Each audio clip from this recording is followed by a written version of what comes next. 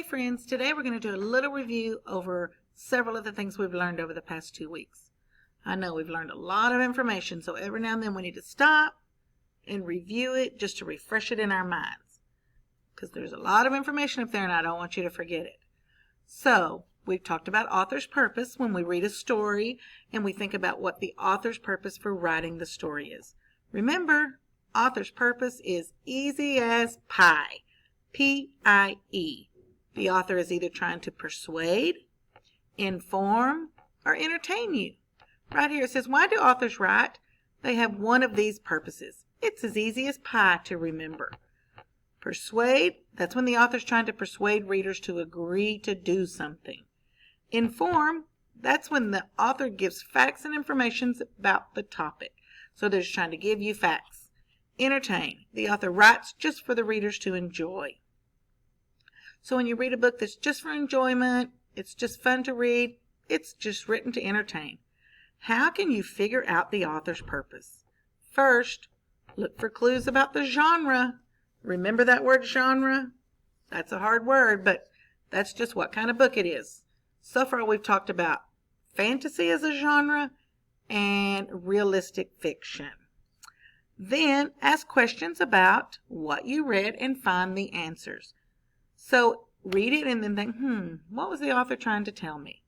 And that's when you understand the author's purpose. It's either to persuade, inform, or entertain.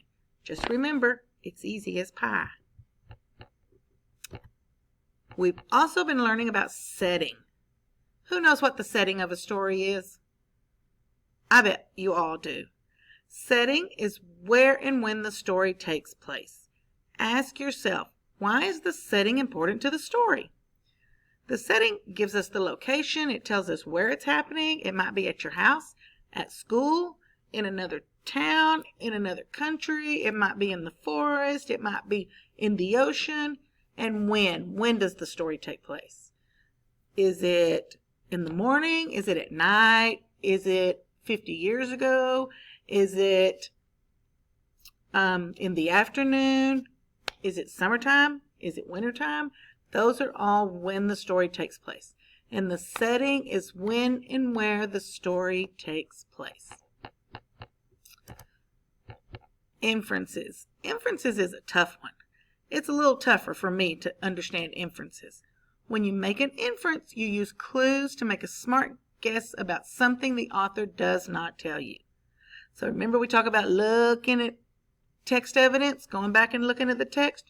You get clues from the text and the pictures, clues from what you already know, and you can make an inference.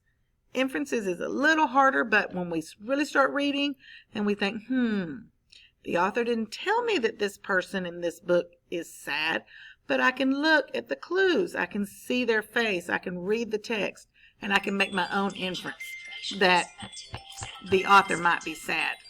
So, just by thinking about what the author has written in the text and the pictures that he shows, we can make an inference about how people are feeling or how people are acting.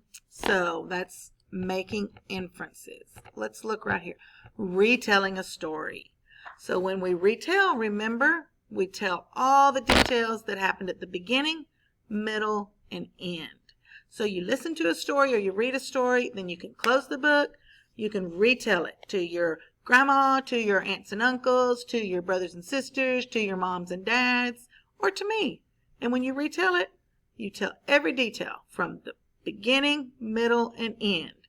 So when you retell, you describe what happens in the story. And let's look right here. Fantasy. That's a genre. Remember that big word? Genre. And how do we know when a book is a fantasy?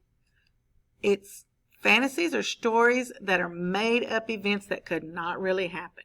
So that's how we know it's a fantasy. If, let's say, the dog in the story can talk, we know that's a fantasy. That can't happen in real life. What if there's magical creatures in the story? That's a fantasy. That can't happen in real life. There's many ways we can tell if it's a fantasy. If the characters are not found in real life, they do amazing things like magic, or the animals talk and look like people. And if the setting is where and when the story takes place is really unusual, like a magical castle or everybody lives in the trees or just weird places, crazy places, unusual places, that tells us it's a fantasy. And if the events could not happen in real life, because animals can't talk in real life. Remember our story we read called Spoon? The spoon and the forks and the knives were talking. That can't happen in real life. That's how we know it's a fantasy of the genre. So, just a quick review over a few of the things we have learned. And on the next slide, you're going to take a little quiz and review the things that you've learned about setting and author's purpose and retelling a story and the genre of fantasy, and just think about the questions and answer them as best you can. Good luck!